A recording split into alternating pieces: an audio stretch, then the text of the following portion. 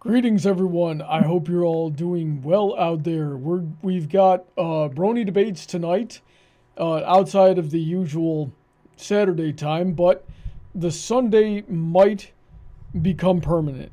Don't quote me on that yet. I'm not 100% sure, but we might be switching to Sundays here. Anyway, once again, I hope you're all doing well out there. We've got a topic that I have seen debated in the community, more so in the older fandom, and especially on FiMfiction, as to whether or not Celestia is the god of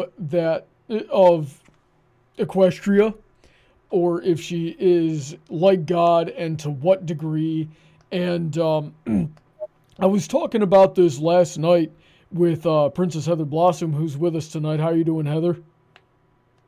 I'm pretty aight. I got a little bit of wine to nurse, so I can get through this, no problem. All right, sounds good. So yeah, I was talking with her last night, and she had mentioned that she thought comparing Princess Celestia to God is kind of silly, and I had remembered that Shady, and I don't remember exactly what video it is, so you're gonna have to go subscribe to Shady Oak if you're not already, and scroll down his videos and see where you can find the one, and or it might have just been notes on a video that you were considering doing. I'm not sure. Either way, go subscribe to Shady Oak and find out. But he had said that he sees a lot of parallels to Princess Celestia and God. And then we've got a DJ tonight. How you doing, DJ? I'm tired, but I'm here. All righty. I think that's all of us. Boy. Yeah, and DJ thought that was kind of silly too, so I'm here. I'm gonna moderate and try to learn something, and we're gonna have a lovely debate. Is everybody ready? The waffle consumes all. Indeed. Firstly, how are you doing tonight, Shady? I am up and at 'em and ready for action. I love to be outnumbered. Very good. I know the feeling. So before we get really into it, we're gonna shout out to all the patrons who support the channel, 3 of which are here on the $10 and up tier. That's Heather, DJ, and Shady. There's also Autoknight, Emerald Spencer, Senko, Rein-Kun, Billy, Alden, EasyMode, Kanto, Mr. Sonic, Alicia, Calbeck, StarChaser, VentureCorp, Williesin, Icanus, Vulpecula, Raptors Talon, Jimmy D. Banthrall Jr., and Dark Malcontent. Please check out everybody's links in the supporter link tree. You can also click on my link tree to see how you can support the channel and what you get in return. Anyway, so opening statements time. Shady, why is Princess Celestia like God? Or is she God in Equestria? What says you? Well, I says in more ways than not, certainly. When it comes to using any word, you have to define your terms, and so the word God, theos in Greek, or El in Hebrew, literally means one with power. So a monarch or a legal representative would be accurately described as God. The question is, in what sense or in what capacity? Obviously, we don't mean that she's an eternal, uncreated, moral foundation or the ultimate arbiter of justice on the day of resurrection. That is a very specific term to a very specific God in Judaism and Christianity.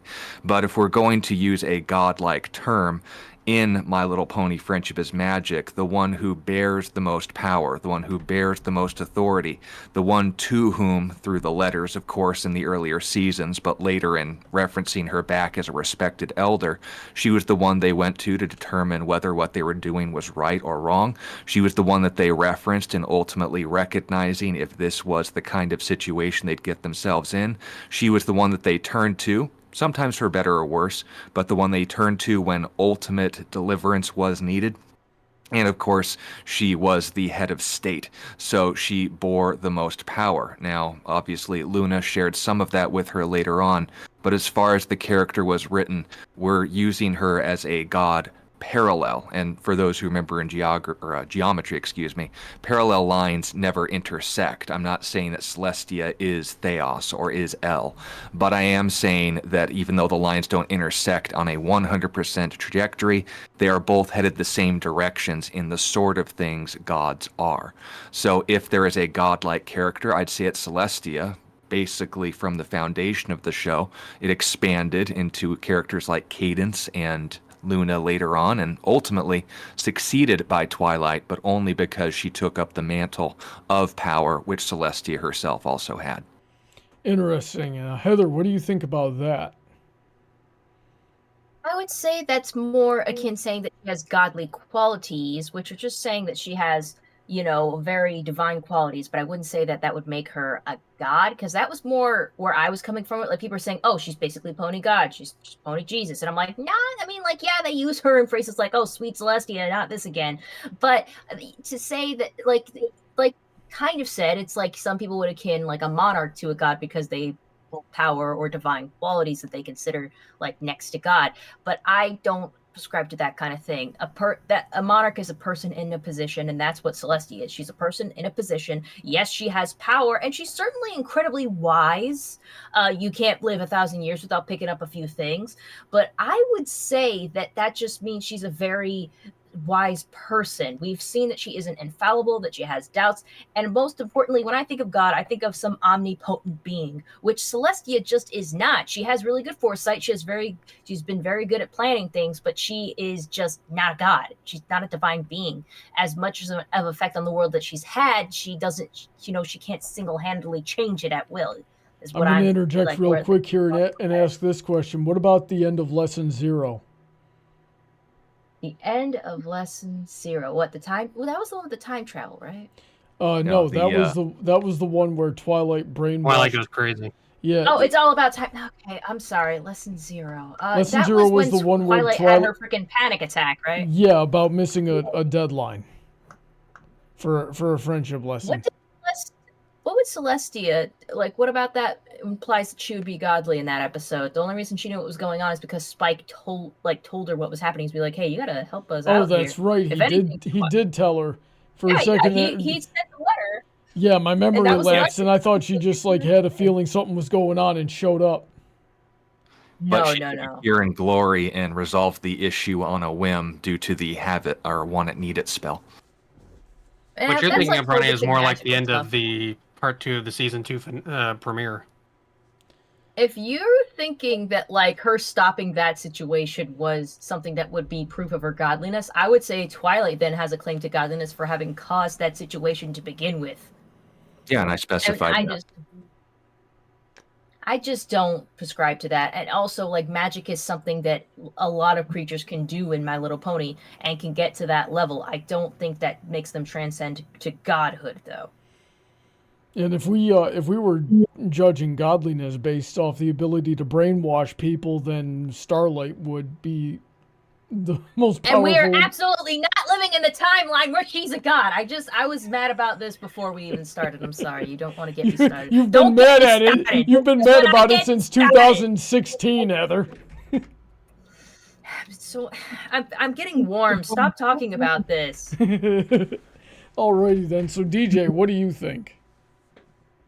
I get where Shady's coming from with the comparison. It's definitely something I hadn't considered before with the different variations of God from different cultures. Like, with my predisposition with Protestantism, well, technically baptism, I was only used to the one, but he does bring up some decent points. Still, I don't think it really applies to Celestia herself.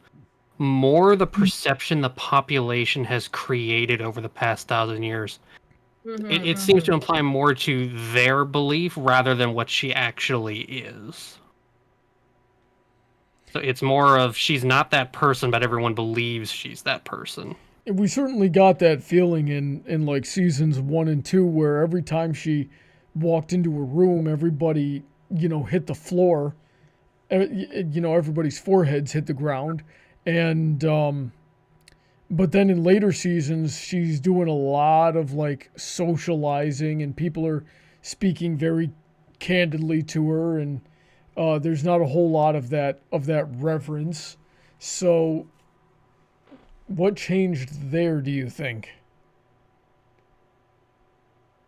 Well, do you want my study in parallel answer, or do you want my response into the counterclaims answer? Well, let's talk about in universe for a second here. Is that I just think is that just a writing thing, or did we watch the culture of Equestria shift to be less reverent of Princess Celestia? well, like noting monotheism means that you have one figurehead as your ultimate figure of authority. I think it's consistent now that she was sharing power with Luna that she could now interact in such a way where she would be able to be more upfront about her cake addiction, or be more able to tease around the cake family regarding overfilling her tea, and kind of playing on a more human and interactive side with her. Human, of course, I'm saying loosely. When it comes to in-universe, though, the parallels of incarnation, or the idea that you don't have to bow in the presence of a benevolent monarch, is the principle and idea that you would even see in Judeo-Christianity. In the book of Hebrews chapter 4, we're encouraged to say anything before the throne of grace because of what Jesus has done. Interesting. Can you expand on that for me? I don't remember that passage off the top of my head. Yeah, I'll get the direct reference here, but the principle is because Jesus has brought us near, that is through his sacrifice, we now have a standing with God that the Son has. So we can, in fact, come boldly, the phrase is, before the throne of grace, and the word in Greek is to say anything. Now, as far as the significance of that when it comes to your prayers, it doesn't mean that you don't know who you're talking to. There is a respect that you have for God. But a good parallel would be how Celestia encouraged people to treat her as just another character, that she could in fact be relationally interacted with rather than just legally interacted. Let me get. And when you're dealing with God, there's really no sense in mincing words or holding back anything, because he already knows exactly what's going on in your mind and your heart. But that's not the point of prayer. The point is to spend time with him, which is what he wants, and noting as well that desire for a relationship. The passage is Hebrews 4:16. Alrighty then. So we got, I think, and it comes from the fact that she was in charge of the celestial bodies for 1,000 years, and obviously if someone's immortal like that and can move the celestial bodies, which would require a force and a level of magic that normal people can't even comprehend. And especially early on in the fandom, I can certainly see why they would equate that to a god, because not just in Christianity, but in just about every other pre-Christian pagan religion, there's at least one deity that is in charge of moving the sun, and these are like moving the sun and moving the moon, and these are like ascended beings. I'm seeing the Egyptian gods get mentioned in the chat there, and I was thinking about those too. So does that count as being godly in the equestrian context? Yeah, one with power. That's what the word God means. In the sense of God, like Heather Blossom was saying, she'd have an expectation of power that directly intersected with the God of Christianity and Judaism. The problem is that every single religion puts forward the idea of not all power, but the most power. And in the case of My Little Pony, you obviously don't need to have a direct associate with the God of Abraham, Isaac, and Jacob to have a godlike figure. All you need is for him or her to have an alignment somewhat with their attributes and traits, which in Celestia's case was desiring relationships, was desiring fellowship with sharing of heart with her subjects, and then of course breaking down the formal tradition that, while granted was due her, she desired something a little bit more personal. And in another point, the confrontation Twilight had with Tirek, how the combined power of 3 alicorns into Twilight rivaled the magical power of all of Equestria put together. That, I think, also belabors the point. The most power. Interesting. So what about in terms of moving the sun? Before Princess Celestia, they would get 5 unicorns together, and I think they also had machines. I can't remember for sure. In order to move the sun and moon. So does that mean that whenever those unicorns got together to move the sun and moon, that they were like gods as well? Does that still count, or is Celestia above them? Well, it depends if Celestia was around then or not. I don't recall Star Swirl the Bearded predating her, but maybe there's a comic on that. They overlapped. Yeah. So the principle then would be the principle then would be to fulfill a role of power. And just like a monarch can have people delegated to responsibilities, the principle of a god would be the one with the most power. Not necessarily all power, but if you're talking about a monotheistic religion, that would then mean he doesn't delegate those exclusive things. And we can get more into that later. So Heather, you read the books, right? You know what I'm talking about with the classical unicorns, like the pre-Equestria, pre-Celestia, moving the sun and moon. Was I on base with that, or was I missing details? So yeah, the unicorns were basically making the world run before Celestia and Luna stepped up. But the thing is, when the unicorns were doing it, what happened exactly was that while the unicorns were doing it, it was sapping away their magic, and when Celestia and Luna took over, it actually poured into their magical reserve. That make any sense? Yeah, so it worked differently when the alicorns took over doing it. Like, they were able to gain power from something that only hurt the unicorns. The unicorns' magical energy did get restored, but yeah, Star Swirl the Bearded was almost completely magicless before they took over and were able to take control of the celestial bodies. Oh, so they could recover that magic if they recovered from moving the sun and moon. Is that what I'm hearing? Sort of. I'm more saying that while the moving the celestial bodies was killing off the unicorns' magical reserves, it fed into the alicorns. Like, when the alicorns took over, it only made them stronger the more they did it. So something they do by nature as opposed to something they did through an exertion of their absolute limits. In a way, I suppose that's true. And so if it's a matter of having the most power that makes you like God, then what about all those times that the Royal Sisters have gotten outmatched by Tyrek, Chrysalis, and King Sombra, Cozy Glow? Well, they didn't get outmatched by King Sombra. King Sombra just had all the... King Sombra was just smarter than them, if I'm being frank. He certainly wasn't more powerful than them, but at one point in time, Cozy Glow was more powerful, Tyrek was more powerful, and Chrysalis were more powerful, and they didn't even want to go head-on against Discord. Yeah, just like in Egyptian paganism, Apophis sometimes overshadows Ra, but he is what we'd call a maltheistic system. Theus is still in there. Okay, I've actually never heard that word before. Can you explain that to me? Just like combine the term mal, like malice, evil, and theos, or theos, the idea of an evil god, something with power but that doesn't use it benevolently. It's used more in fancy brain circles as an objection to the idea that God could be all good, but it also makes the mistake of thinking evil is a concept rather than being devoid of good. So the principle is, yes, you can have a bad guy with the most power, but it doesn't diminish the fact that they would then be playing the god role. And you see this in pagan religions all the time. Sometimes the bad guy gets power, but it ultimately cycles back to the sources they started from, like most pagan religions do, the nature cycle. It starts in abundance, it ebbs into, don't want to say dependence, but a lack of.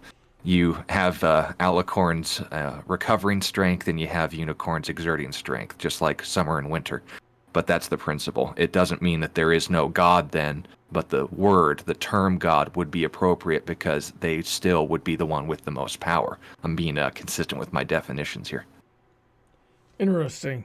So, let me open up the floor for responses then. What do you guys think about all that? Because I'm out of questions for the moment. It feels like we need to settle on the definition of God we want to refute. And I've settled upon, like, if we're saying that Celestia is an omniscient being who and had attained godhood, I wouldn't say that. Like, I wouldn't consider her more of a god than I would, like, Gandalf the Grey or anything like that. That's what I would akin her to. Certainly powerful, certainly wise, but, like, not that. If we're thinking of a god, like, if the citizens of Ponyville or, you know, all of Equestria consider her a god, that might be a different kind of question. Certainly, I think there's citizens in Equestria who do refer to her as a god. Like, look at the way they treated her for the longest time, always bowing in her presence, and, like, freaking Rarity basically making out with her hooves for letting her stay in the castle. But, Like a I mean, monarch. that's not what I consider a god. But for maybe most of Equestria, Celestia is basically a god. I mean, they worked her into their own lexicon, which is going to happen when it's been, like, over 1,000 years. But not as I would define a god, which is tricky to work with. And that does seem to be the consistent stumbling block that we're hitting here, is that given that Christianity has been around for a couple thousand years at this point and is the most, you know, widely practiced religion in the world, the whole world's concept of the word God has changed beyond just being able to just mean monarch. And if you hear the word God, you're thinking ascended being, you're thinking all-powerful, either within their nature, you know, like pagan religions where, you know, Thor is the god of thunder and Hel is the god of death, and or in the Abrahamic religions where there's just one god that does everything and created everything and is in charge of everything, knows all, sees all, the whole 9 yards.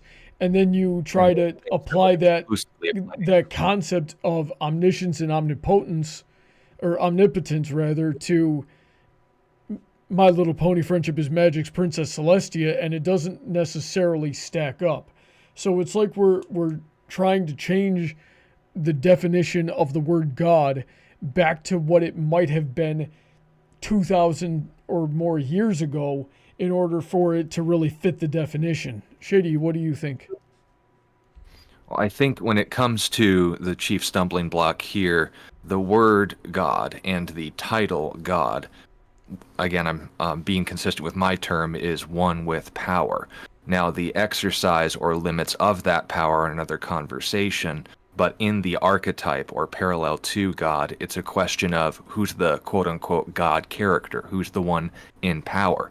And just like the word monarch, mono, one, and arch, or arcus, meaning chief, that's a legal term, but it is showing them as a representative of God in the sense of they're ones bearing power or representing his authority. You can see it even in Exodus chapter 7 and verse 1, where God tells Moses as his representative he would be as God to Pharaoh. It didn't mean that he would suddenly start glowing and have all knowledge and all presence, but God recognizes the delegation of power puts you in the status of a quote-unquote divine entity, meaning you have power.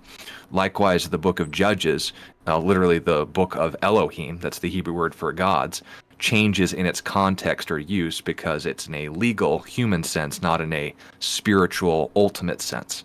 So if the confusion, and this is the key, is in the exclusive attributes of the Jewish and Christian deity Yahweh, There are things about him that are not true for anything else, which is why those are monotheistic religions, which I would also, and DJ would, and Brawny would also subscribe to.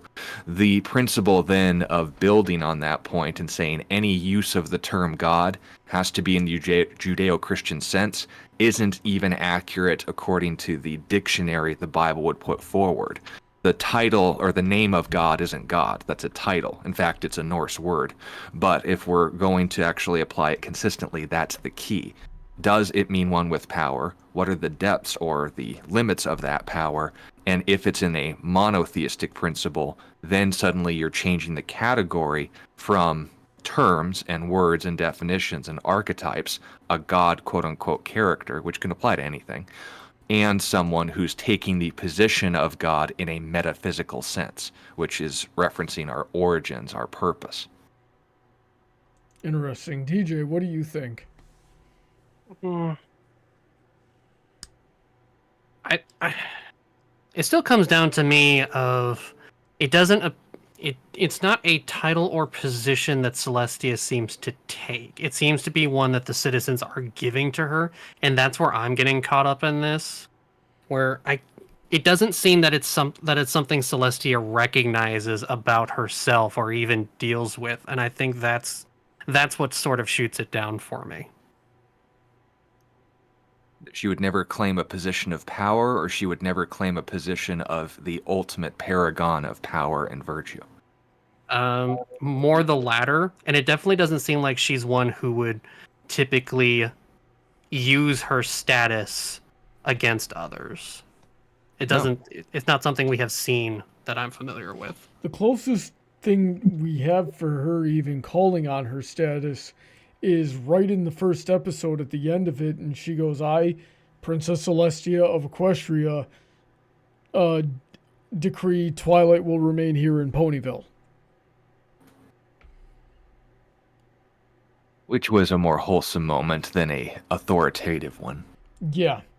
Outside of that, we only got people, using Celestia's name in vain or which she seemed surprised to hear was a thing. Yeah, Rainbow, which I have trouble believing that she didn't know people were using her name in vain for 1,000 years. Or Rainbow Dash going, in the name of Celestia, just sit there and do nothing. Because that name bears weight. You're naming someone with power. Indeed. Be like me making Warhammer references and saying, oh, for the Golden Throne's sake, or in the name of the Emperor, be quiet. Interesting. Heather, what do you think? I think we're kind of coming into agreement where we don't think she's an I can't say the word anymore. Omniscient being? Knowing all things? Nah, yeah. She's not one who knows all things. If we were thinking like she'd be a god on the tier of Thor or Loki or something like that, maybe. Or Moses. But, I don't know about Moses. Moses had contact with God, and I don't think Celestia quite has contact with God. Hasn't shown any kind of divine connection to something larger than herself, other than Equestria itself. But that's different. But served in a position of authority and had power to support it. Yeah. So Shady's definition is more like God as a monarch, and the rest of us are wrestling with the cultural definition of God as divine creator. He definitely didn't create Equestria. That's canonical. Yes. She did not create the world. She does affect it. We all do in a way, but she does affect it because she literally moved the sun for a really, really long time. Neither did most of the deities in Norse, Egyptian, and Greek paganism.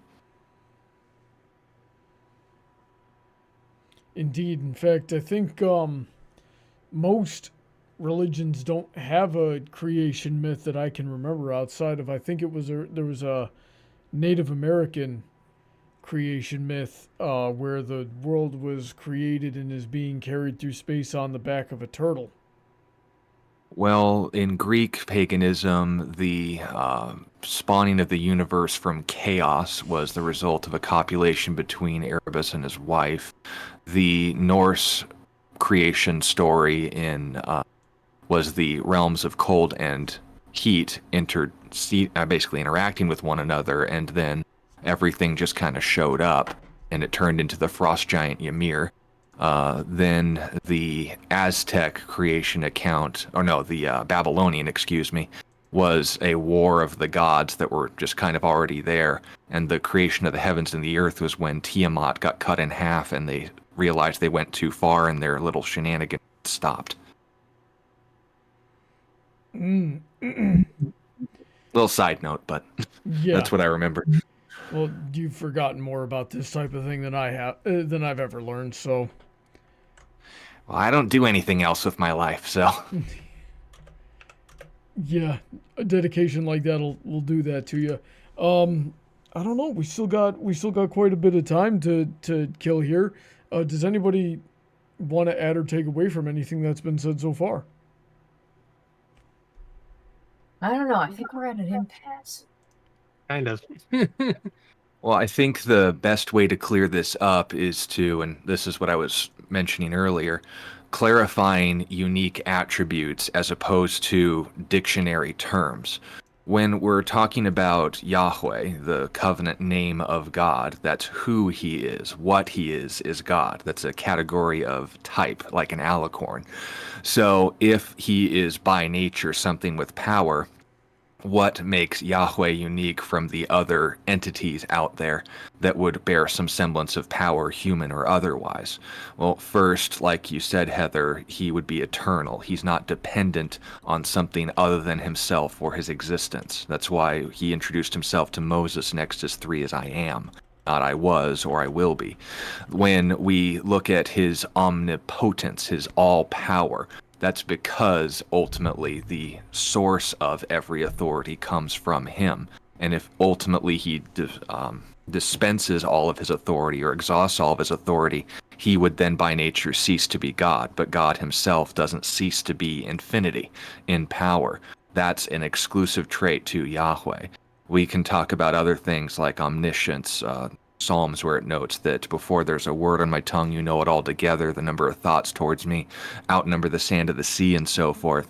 An entity with all consciousness is trying to build up the highest possible being in Yahweh. And what I think the confusion is we're confusing Yahweh with God, because while Yahweh is God, not all quote-unquote gods are Yahweh. That's why we can specify in Scripture any entity with power can be called a god. That's the archetype, the character that Celestia would fit into, the most powerful one. When that changed hands, that's how you knew there was a problem, because now you've got a bad most powerful character, and that needed to be stopped through other means like the Tree of Harmony, for instance. Now, when we then take a step back and ask, so where else would that apply, like we were talking about earlier, what unique attributes make Thor an Azir, for example, as opposed to a human? Well, there's not much apart from a legacy and a big house. What makes the Egyptian gods different from human beings, and as well for the Greeks? It's more, in a sense, job description and residence, not necessarily that they're more than human, because in a sense you look at them and realize they have even less self-control than most humans that I know, and I've met some very weird people. The point is, we're all in agreement as far as the principle of Celestia has power, but she's not Yahweh, and that's not my argument.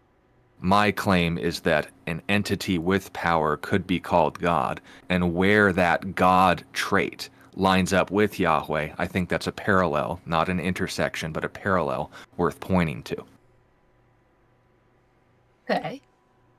So, would it not, in the scripture, and maybe I'm misremembering or misinterpreting, when we come to the 10 Commandments, does God not define himself as the one God? Or Yeah, you shall have no other gods before me, not the gods of Egypt, not the gods of the nations.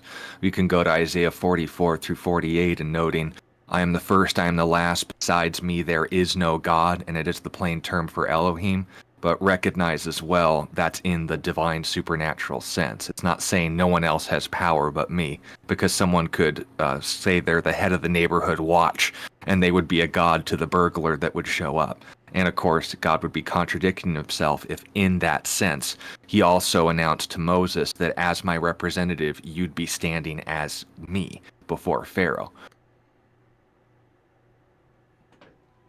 Alrighty then, so that smacked that point I was going to lead up to down pretty hard there.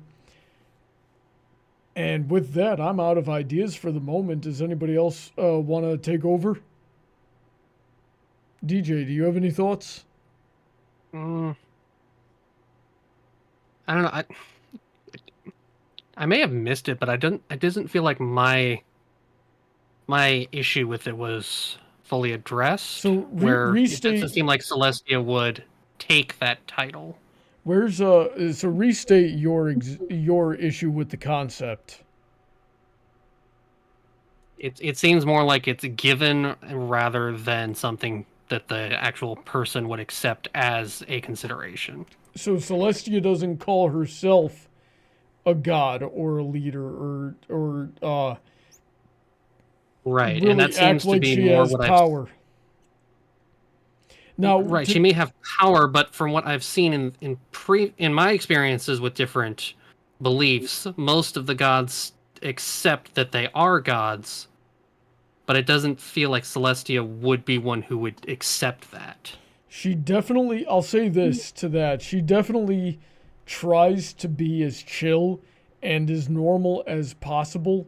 And in, one of the less used senses of the word, maybe even meek, but if something threatens someone that she has charge over, like when, she had no problem stepping up to Chrysalis right then and there when Chrysalis posed a threat. And when anything else posed a threat, she called Twilight. So, so she certainly was ready to use her power when she had to. So even if she didn't call herself that explicitly, she definitely knew what sort of position she was in. Does that make sense? Yeah, you could argue that could be more of title of hero or protector. Well, does a hero have superpowers? From what I've seen, some do.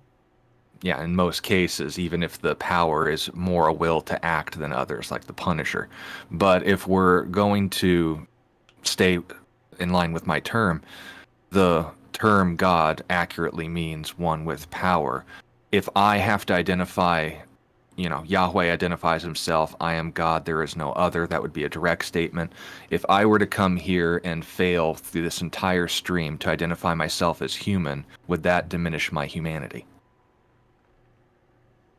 I mean, if you reject it, there's an argument there. No, I'm not a furry, but the idea of the idea of me being something by nature and exercising it only when necessary is, I think, Brawny's point.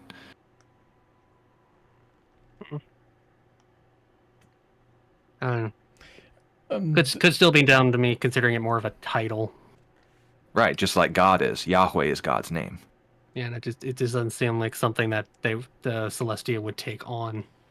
As one she may with take some power. of the responsibility of it, but I don't think she would ever accept that title. Shady, you got to stop trying to offend the Jehovah's Witnesses in the chat. Oh, I will offend them 25-8. Bring it on. Jehovah's Witnesses don't use technology. That's not a real Jehovah's Witness. And they're not Now even... you're thinking of Puritans, the Amish. Let's go for the Scientologists next. No, bring it on. No, the Jehovah's Witnesses are Aryan cultists and should be purged intellectually. That's pretty crazy. I actually don't know all that much about Jehovah's Witnesses because I've never talked to a Jehovah's Witness because they're not allowed to talk to anybody. That's not a Jehovah's Witness. Unless they're going to preach to you, because then you can. Unless they're going to try to get you to become a Jehovah's Witness, yeah. Whenever they come over to my house, they stop coming back for some reason. Some reason. That guy's a brony. We don't want him with us. Dude, I'm sure being a brony would be blasphemous in their sect. I really doubt there's any Jehovah's Witnesses bronies out there. I'd be very surprised if I met one. And Jehovah's Witness bronies in the chat. Say. No, I don't think they'd have a problem with it. The thing that makes Jehovah's Witnesses unique is they deny that Jesus was God. I thought that was the Jewish people. Hebrews and the modern day non-Messianic Hebrew Judaism, which, by the way, there are Messianic Jews that recognize Jesus as God, they would be more followers of rabbinic tradition, meaning the rabbis, the teachers of their law. But the Talmud, for instance, if you read it, it's mostly just debates and intellectual exchanges over different ideas over time. So it's more of a summary of their cultural history and views in light of Torah or the Old Testament than it is the fundamental rejection of Jesus, because there are more Hebrews that believe in Jesus as their Messiah as far as a percentage of their ethnicity than any other ethnic group is Christian on the planet. That I find hard to believe. That doesn't, because I've never met a Jewish person that acknowledges Jesus. I might have to go get Bright Idea because she's Jewish. Oh, I'd love to talk to him. The Jews for Jesus Messianic movement. We had a non-Christian Hebrew come and speak to us 2 months ago regarding the situation going on in Israel right now. Our tour guide, Ronnie Simone, is a dear friend of our family. Steve, the tour guide, he's a friend of mine as well. He is Messianic. And when it comes to it, the poll was made at the Flash Traffic WordPress blog done by Joel Rosenberg, also a Messianic Jew, said that 1 million ethnic Hebrews subscribe to Jesus as their Messiah. Some are part of different sects in their own way. But if there are 17 million Jews on the planet, that means that 1/17 of their ethnic percentage is in fact Christian, and you don't see that anywhere else among Caucasians, Africans, Asians, those kinds of demographics. I keep forgetting that Jewish, the ethnicity, and Jewish, the religion, can be two separate things. That's why I prefer to say Hebrew for the ethnicity. Yeah, I've always had trouble wrapping my head around that, and I straight up forget it on a pretty regular basis. But yeah, that was just that joke that went on for that got us a bit sidetracked there. I kept hearing you say the word Yahweh, and I'm like, oh, that's I happen to know of a sect that gets a little offended by that. Yeah, they're allowed. The point is, Jewish is actually a reference to one specific tribe in Israel, Judah, who were the majority that came back after the Babylonian exile in the 7th century or 6th century BC. The majority of Hebrews that were in Israel at the time of Jesus were from the tribe of Judah because they actually came back. The majority of the other 11 tribes, or I guess 13, were Hebrew because they were descendants from Israel or Jacob. Alrighty then. But you say Judah, you're just saying Judah. So I think now's a good time to start getting into audience participation. Do we agree, or does anybody else want to throw something in real quick before we do that? That sounds good. Alrighty then. Good. It's the first time in literal years we've gotten to audience participation on time. So Yeah. Here's the thing, everyone, listen up. If you look in the description of this video, you will notice at the very top of the description is a link to a Discord server. That is the Brony Debates call-in server. So if you have a good microphone and a good internet connection and you have something you would like to actually come on and say to myself or anybody on here, you are welcome to do so. What I need you to do is join that server. You just click the link right there, and once you're in the waiting room, put a raised hand emoji on and let us know, give us a summary of what you want to say. And if I like what you're coming in with, I will give you the permissions to join the voice chat and you can come on the show. So I know that there was one gentleman, Taylor Clark, who wanted to come on and say something. You are now welcome to do so. And while we wait for people to hopefully try to join up in the call, there was a good number of chat that I thought was pretty interesting, and I've been writing it down as we've been talking tonight. So we'll start at the very top here. And Meta Runner, who I'm assuming is Sir, says Celestia is more like a kami or a kami. In this case, Amaterasu Okami, kami of the sun and mother to all. And then later he said, by the way, kami aren't gods. Kami are powerful, but they are not omniscient. So, Shady. Yeah, that's what I mean by God. Skoshi wa wakarimasu. I speak a little Japanese. But when we're talking about the term God, that is exactly what I'm meaning as far as definitions. God in Japanese, kami, is one with power. God in Gaelic means one with power. El in Hebrew means one with power, so on and so forth. Theos, you name it. That's what I mean by God. Interesting. DJ, what do you think about the comparison to Amaterasu? I know very little about that mythology. Heather, do you have any thoughts on that? Not in particular. All right, moving on. Paladin Pony T says, also, we see no sign of worship in Equestria. Ponies admire the princesses, but they don't treat them like gods. So yeah, we touched on that briefly with the way that everybody sort of reveres them like monarchy. But even as the show goes on, the culture seems to progress towards treating the princesses more casually. Well, what does worship mean? Definitely, it's definitely another word for veneration. It means to bow down, to recognize who someone was. Now, that's different from praise, which is to recognize what someone has done. But the moment that you call someone princess, that is of itself an act of worship. So did they stop calling her princess? No, they definitely never did. That would be my case. And they do literally bow for her. Well, and that would be a literal act of worship. They literally do that in the show. So I always thought I always defined worship as praying to whatever it is you're worshiping. So what would prayer mean? Man, that in the most basic sense. I've never had to define prayer. It was always self-evident. That's what I get for growing up Catholic. Well, I mean, they would understand just as well as I would, just with more structure. Are you and I, quote unquote, praying to each other right now? We are talking with each other. Yeah. How would that be different from the way you would, quote unquote, pray to God? I guess just the context. Yeah, the context, made the definition of the word. Yeah, because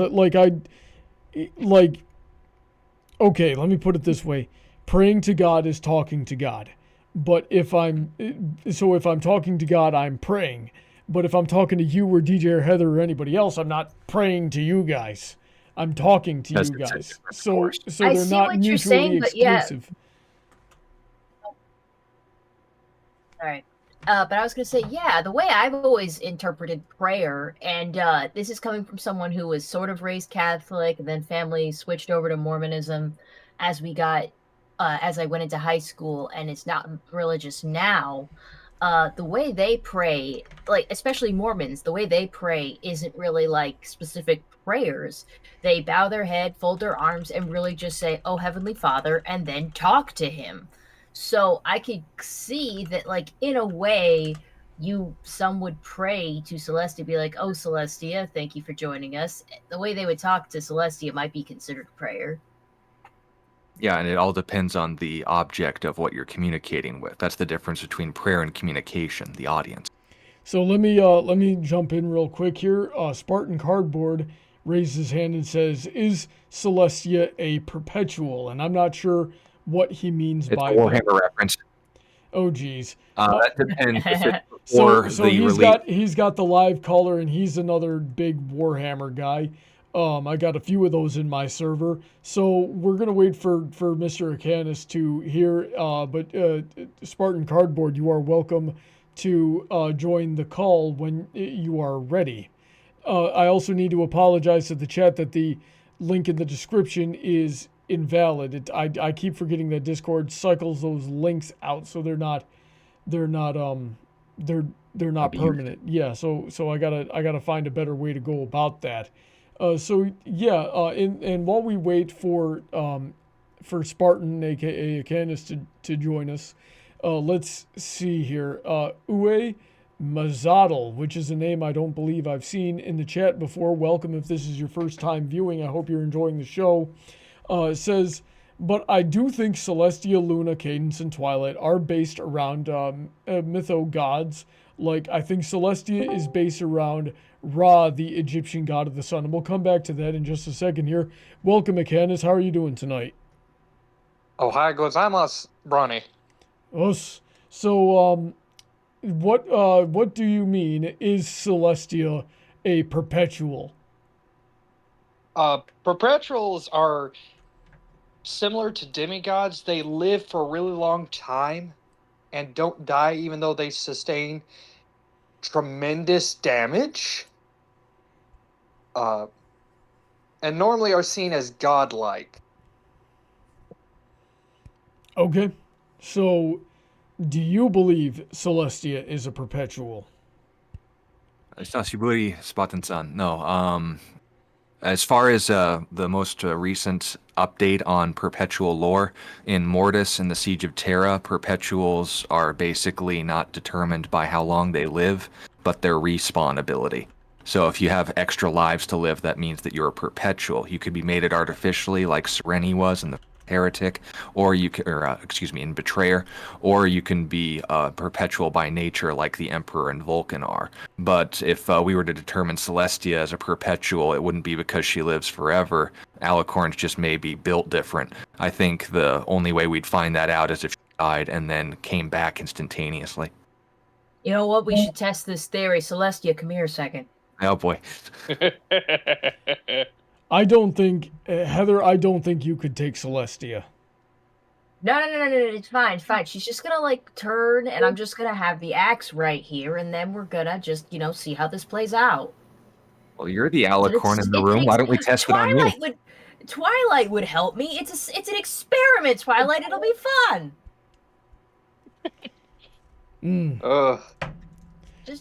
She'll be right back. She's totally a perpetual. She's totally a perpetual. Don't worry, this will work.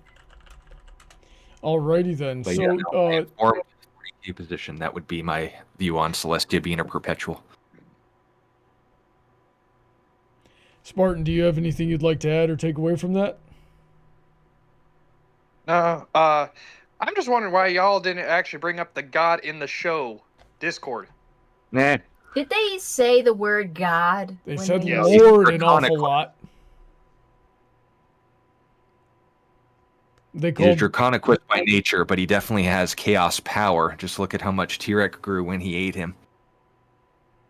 They start by, in the show, calling him the God of Discord. Yep, one with power.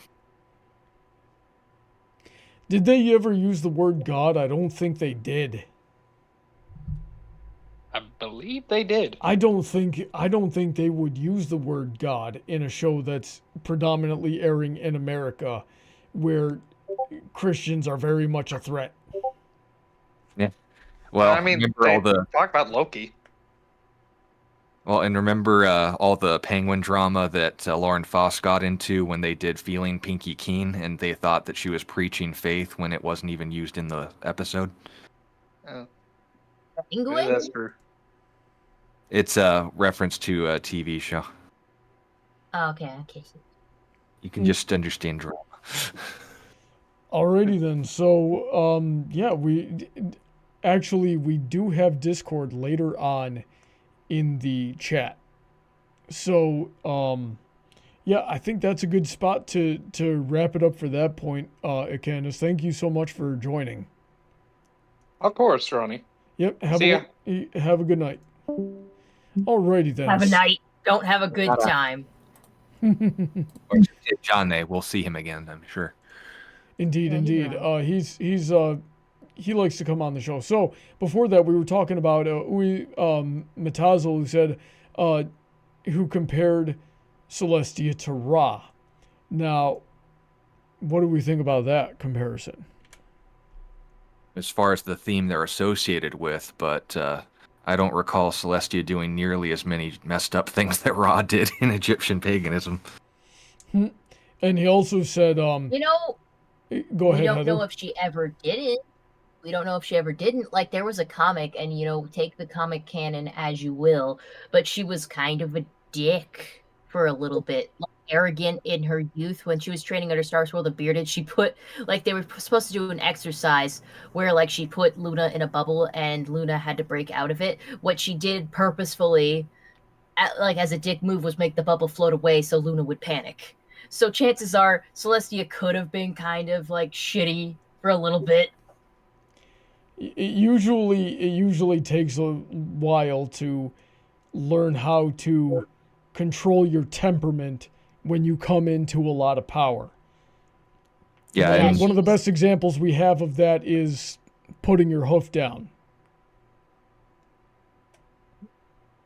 and think of it in the same comparison to Yahweh. When I get into specifics about a person, the comparison to Celestia or any other deity would narrow down significantly. We're talking about two different people. But if I were to compare it to the concept of a god, that would be different. So what specific character traits, apart from affiliation with the sun, would Ra be? Because there's a lot of entities that have affiliation with the sun. Yeah, there's certainly a lot of sun gods around the world. All right. Well, if there's anything to worship, it's that big ball of fire in the sky. Let's see What about here. the one who made it?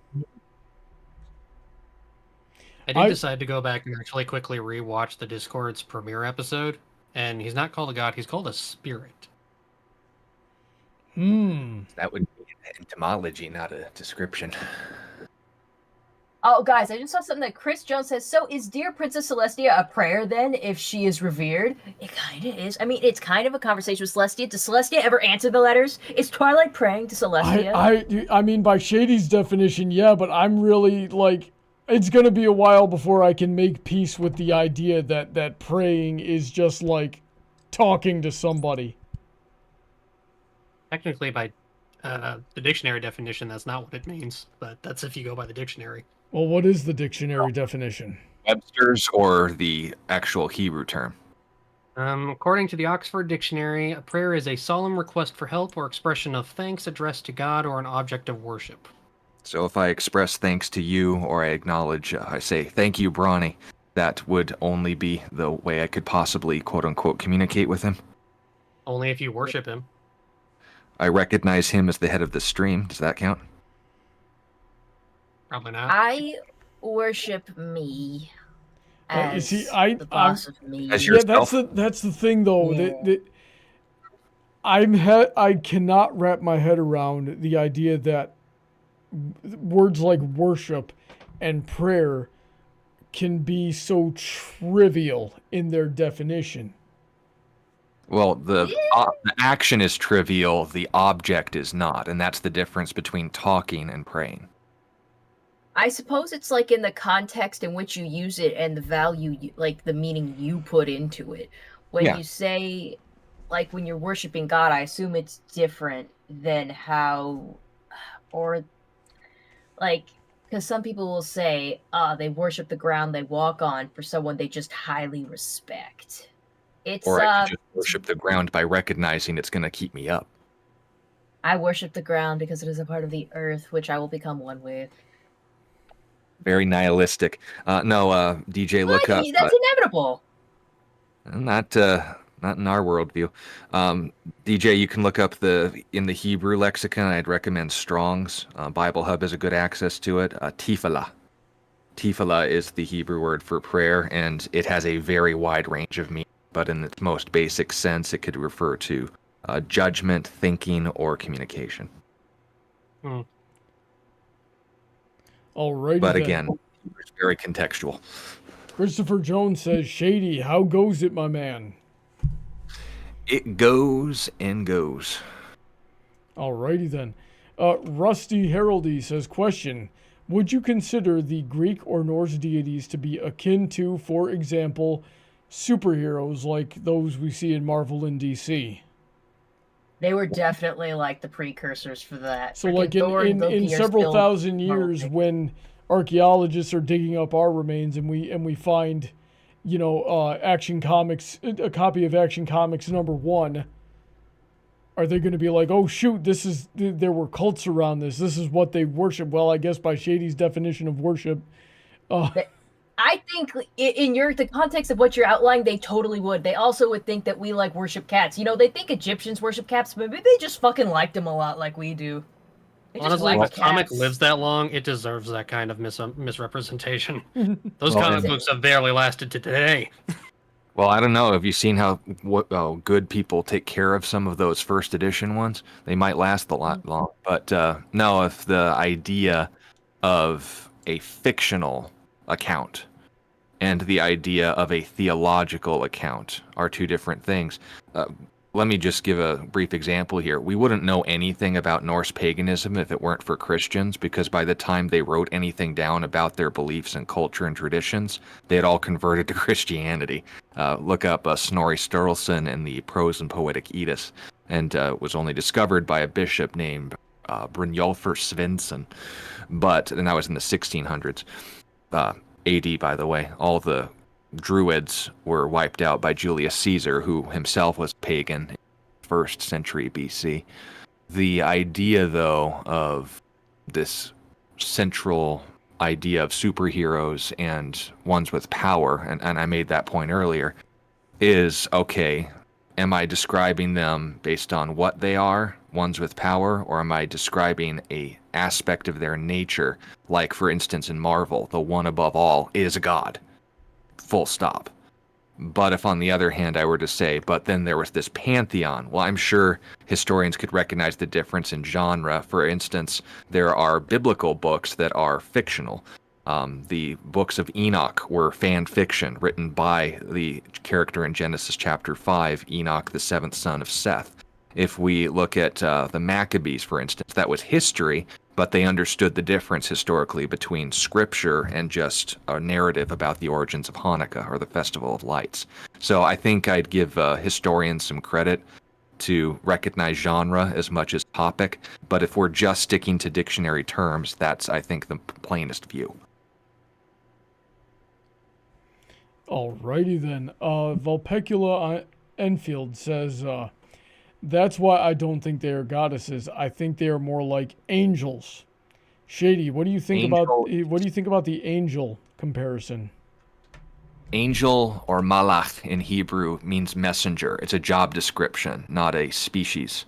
If we were talking about a spiritual entity, there are terms like thrones, principalities, powers, but the problem is those are Roman terms in Ephesians chapter 6. So in the passage describing spiritual authorities, first of all, the context of that was demonic. I don't think you're saying that those demonic authorities are still exercising their will in heaven. But if you take the term itself, malach, to mean messenger, it's what they're doing, not what they are. In fact, there's instances in the Old Testament of God himself acting as an angel, a messenger. The angel of the Lord, capital Lord, appears and speaks in the first person as God. And the most direct example would be when God appeared to Moses. It said the angel of the Lord appeared in the bush, not because God had suddenly become a human being with wings. It was referencing him delivering a message. That's an action, a job description. Interesting. And then where do other characters such as like Michael or Gabriel or Michael's, that's a whole other thing. He's the only named chief prince That's what archangel means. In scripture, there's people who say, oh, but what about Raphael and Gabriel? Gabriel never claims to be an archangel, and Raphael is from the fictional account of, I believe, it's the apocryphal book about the archangel of healing during the Assyrian exile. I want to say Tobit, but those are fictional accounts. They're not actually from divine sources. There were people who treated them as such historically, but they have to put their money where their mouth is. Michael, I think, since he's given charge over the well-being of Israel, according to Daniel 9 and Daniel 12, there might be something to that, but quite frankly, when it comes to angelology, we know so little on purpose because they're not the focus. Read Revelation 19 and 22. The angel that revealed those things to the Apostle John emphasizes, don't bow down to me. Don't treat me as the source of these things. Worship God. Alrighty then. So I think all that to say, Vulpecula, that the angel comparison is not necessarily accurate. Jonah Texhex says Equestria, God would still be over everything. Then again, he's really, really not fond of magic. What do you mean by magic? I guess. I did a video on that. Yeah, tell us a little bit about that, then, Shady.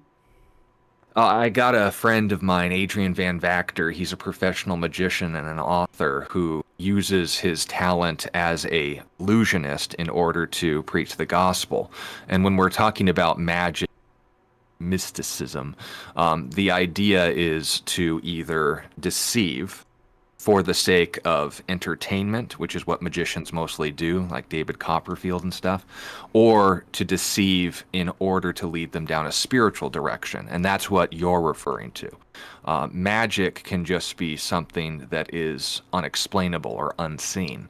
And if we're going to define magic in the My Little Pony canon, it's describing character, ethics, the lessons they learn along the way. That was the real treasure, the friends you made along. But that's another. It might also be more akin to sorcery, with the way that they can conjure things or transform things or levitate, teleport, things like that. But where did that term come from? It was from sorcery. Pharmakia in Greek comes from pharmacy. And when we're talking about witches and warlocks, people who would sell narcotics and stuff, numbing agents, that's where the myths came around of them levitating because they'd numb their legs as they were thinking that they were floating. They would cause people to hallucinate as they were brewing their little, their brownies, I guess I should say in a modern term. And it would cause people to go into hallucinations and think that they were cursing or hexing them. Obviously, there's superstition involved too, but the principle of witchcraft and magic aren't necessarily the same thing. The principle and intent of magic in the show is defined not as drug abuse, but of something unexplainable. Indeed. Jinx Productions had a couple of good ones here. First, he said, all praise sun, but... I'll praise the sun button. I can't believe I didn't start the stream off like this. I'm going to see if I can do it with my voice. Princess Celestia.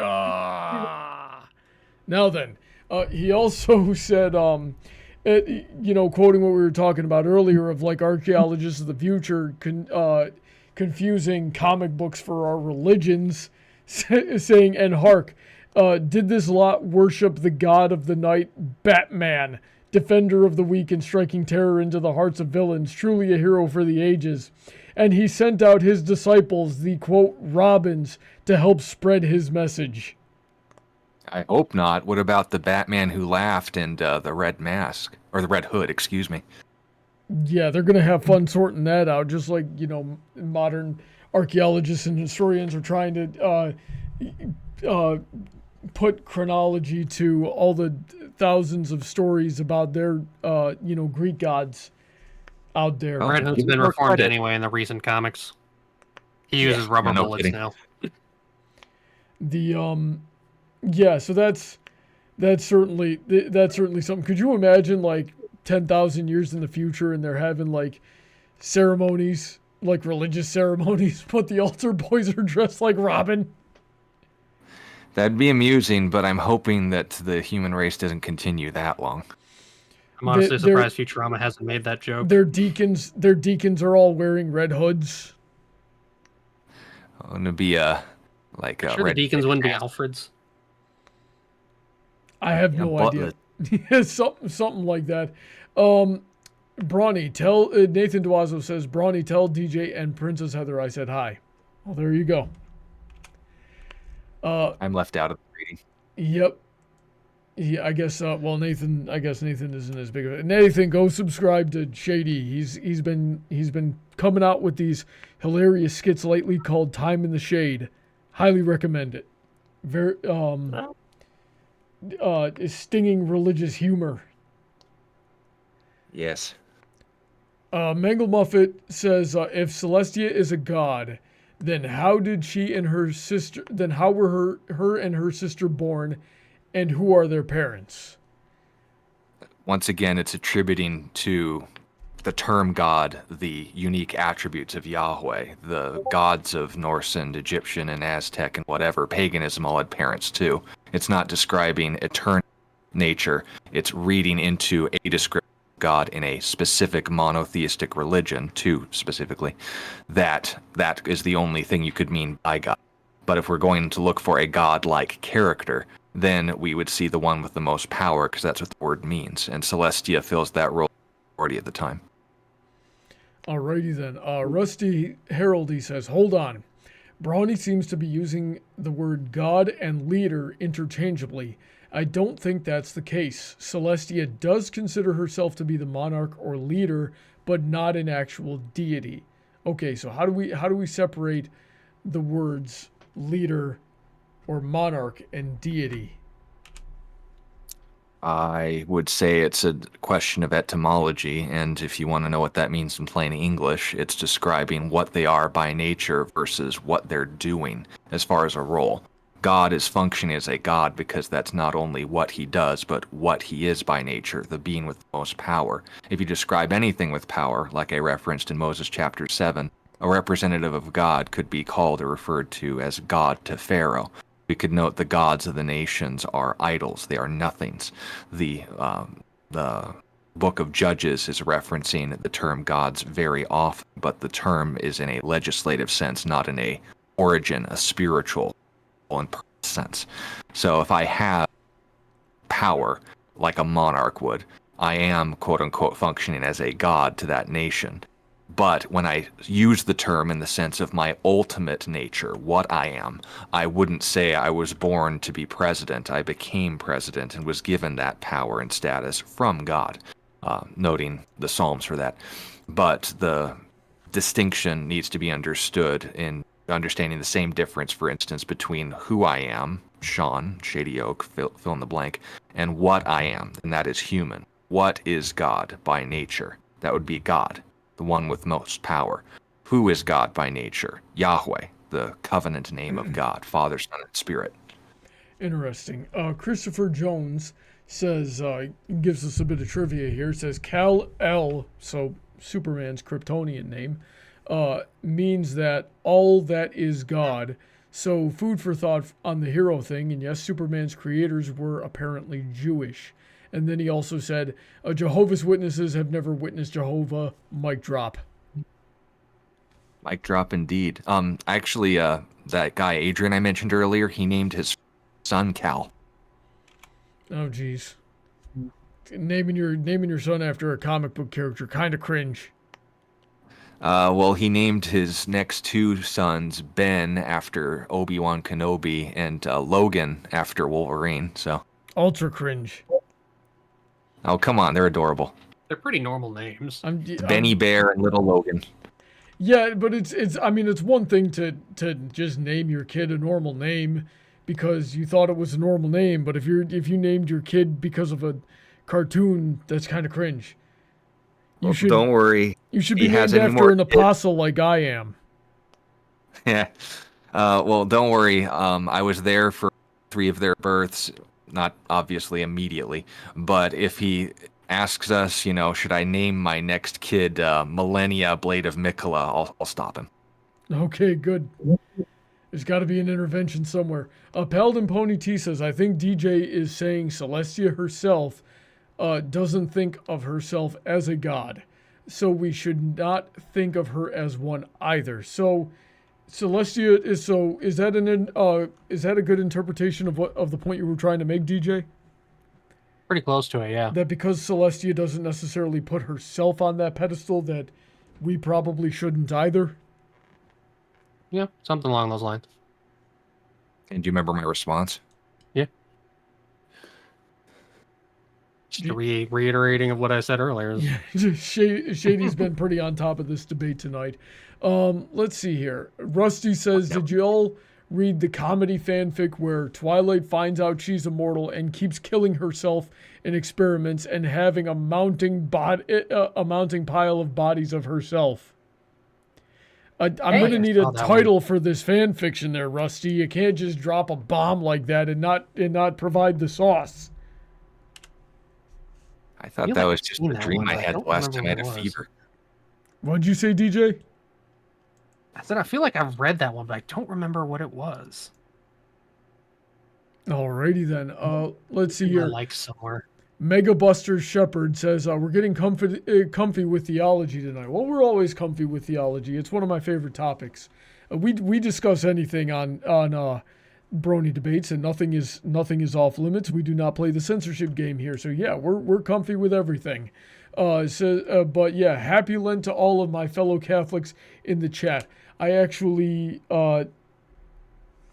did not think to participate in Lent this year.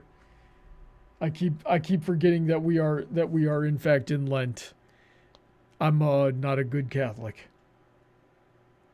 But we are both Christian. We recognize Jesus' bodily death and resurrection historically to verify his deity, and that we find out all through the Bible in which we are revealed. Way to heaven, salvation by grace through faith. Call yourself Catholic or Protestant. We're both Christians as long as we agree on those. Indeed. I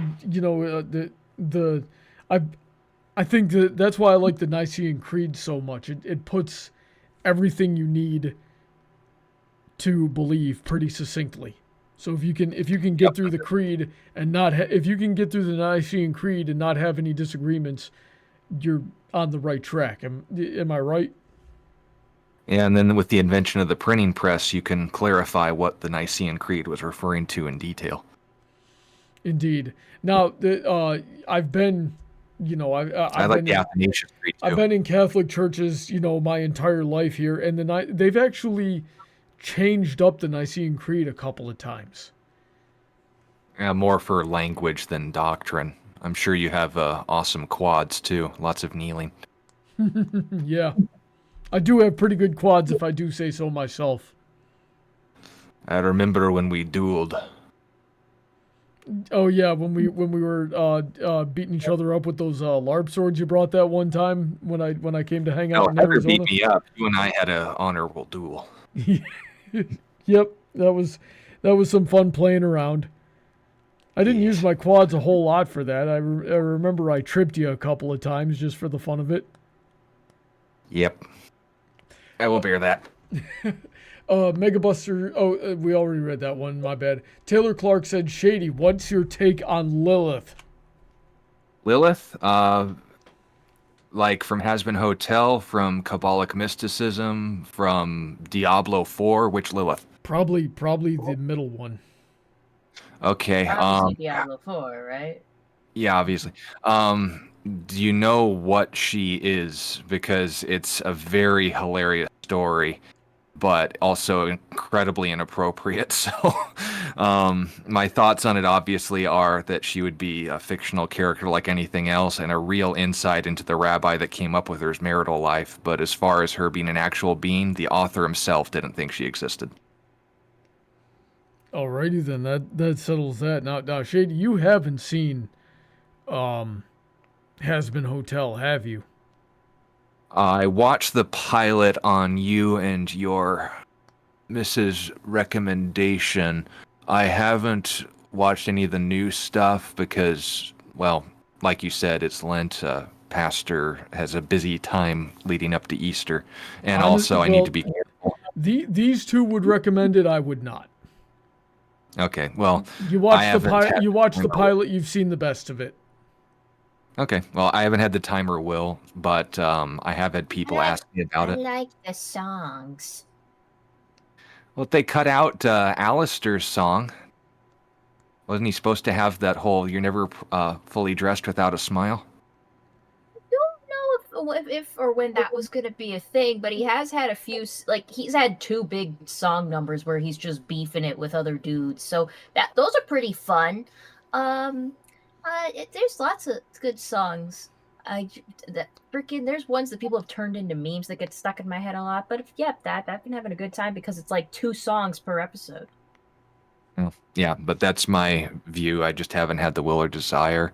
I have to be careful too if it gets into sexual territory because that's an area I struggle with. But if people watch it for the sake of saying, okay, fun fiction, devils, demons, all that kind of stuff, I don't care. But if people say, oh, so that's how demonology works in Christianity and Judaism, that's when I break down the door and say, now hold up. So I will say this about Has-Been Hotel. When it gets sexual, it's never glorified. No, and that isn't even necessarily the issue. But the problem is when those things are brought up, I want to make sure it's seen in the right context, and most don't have that issue, so I don't think we need to address it. Alrighty then. Well, I don't know. One episode might be very divisive, and it's been very divisive in the community, so it might be a bit much for you. So I just want to warn you of that. Well, and if I get prepared for it and I have a reason to endure it, then I'll just suffer for greater purpose, but only if I have reason to. For example, I saw the first Deadpool movie. It was hilarious, but I won't watch it again because it's also a lot of garbage to filter through. The second one was a little better to suffer with, but I'd objectively say the first one was funnier. I can handle things if I, but I don't think I have to yet with Has-Been Hotel. If you are following my channel along with Time in the Shade, I am planning on a series where I go through the pros and cons of certain things as far as whether it's good for Christians or not. I have Has-Been Hotel on the list, so I'll have to watch it then. But discussing the positives, I think the fact that Charlie is very much antithetical to her father's nature, that might be worth drawing attention to. But the idea of someone, first of all, demons don't reproduce, angels don't marry or give marriage, but the other issues, I think, is when they get into the idea of hell being anything more than 2 words, and that is without God. Getting into all the drugs and stuff. Those are good things. They're just abused. If you get a couple of hours where you can like listen to music, I would actually recommend going back. I think it was just a couple of weeks on this channel where we talked about Has-Been Hotel. We literally called the stream How Bad Is Has-Been Hotel? So you can get a pretty good sense of the whole story right there without actually having to watch it. Yeah, no, I listened to the stream, but okay. I want to get it firsthand, you know? Like, when I hear about Norse paganism, I don't read Christian books on it. I get the Edis. So. Gotcha. Alrighty then, and the last one we've got for tonight is Cool Vanity 81714, which is another name I haven't seen before, so welcome. I hope you're enjoying the show. Says, which My Little Pony character do you think is more like Deborah, the female prophet? Deborah? Yeah, Deborah. Dommy Mommy. Let's see. Probably. I mean, I'd say Sunset Shimmer, but that's my favorite character because she's literally the Apostle Paul. Yeah, as far as someone, for those of you who aren't familiar, Judges chapter, Deborah was a female judge in Israel. Sorry if you think the Bible's sexist, it's not. But she was the one who held a political office and power over Israel during that time. She had to basically remasculate the head of Israel's armies, Barak, and get him to fight the people that were trying to enslave and conquer. The idea of a character in all the My Little Pony characters communicated their things through song, and Deborah wrote one, so there's that. But as far as the girl who had bigger balls than most of the men, I don't know, because all the Well, My Little that would Pony be characters. that would be Starlight Glimmer actually, because Starlight is in to change a changeling, got the changelings all riled up to go fight the Dreadmaw. Yeah. She definitely But, had to. She definitely had to okay, remasculate the changeling hive there, because holy frick were they gay in that episode. Oh, you have no idea, darling. Yeah, so I'd say Sunset or Starlight, but they're both basically the same character. I would not say Starlight and Sunset are the same character. As far as the Apostle Paul parallel. Interesting. That might be another debate right there. But that I think we've gotten through everything. Does anybody else want to add or take away before we wrap it up for tonight? No. All right. So yeah. So let's go around here. DJ, one thing you learned and some closing thoughts. Go for it. I've learned that a lot of these terms in religion are actually very, very vague, and I don't know how to feel about that. Yeah, that's going to drive me nuts for a while, too. I'm just going to piggyback off of that and say same. Heather, closing thoughts on one thing you learned tonight. Probably along the lines of you really like the meaning of the word God and all that is really what you put into it. So if you believe Celestia is a god, she might as well be a god because you think so. And that's the power of the mind, I suppose. Me personally, I don't see her as one, so that makes her not one, I suppose. Shady, closing thoughts on one thing you learned tonight. Just grateful to be here, and I think it's a good insight for me because I can study and read and get all these different views and definitions together, but I don't talk to people. I don't know what's going to translate well. So I appreciate you guys, your perspectives, but I learned that as far as interchanging terms, I need to be very, very specific about the difference between titles like God and names like Yahweh, going more into detail about what makes him unique from anything else with power. Indeed. And just real quick, Taylor Clark in the chat said, who would the pony version of King David be? And I'm just going to say Rockhoof. Does anybody disagree? Yeah. Nope. No. All right. So thanks to everybody who tuned into the show. I hope you enjoyed yourself. I saw a lot of new names on there. We might stick to doing debates on Sunday. Like I said, I'm not sure. I still need to, I got a bit of restructuring to do. And it's gonna get crazy out here in the following week. So stay tuned, subscribe if you're not, and we will see you next week. So yeah, I hope you enjoyed the show. We're very grateful to everybody who supports the channel, especially those on the $10 and up tier, such as Heather, DJ, and Shady, who are with us tonight. There's also Autoknight, Emerald Spencer, Senko, Rein-Kun, Billy, Alden, Easy Mode, Kanto, Mr. Sonic, Alicia, Calbeck, StarChaser, VentureCorp, Willie's in, Icanus, Vulpecula, Raptor's Talon, Jimmy, and Dark Malcontent. All of them make some pretty good content themselves. You can check out the supporters link tree in the description. You can also check out my link tree in the description to see how you can support the channel and what you get in return, such as being able to come on the show and with topics that you yourself have suggested. So with all that being said, stay safe, God bless, and have a wonderful weekend.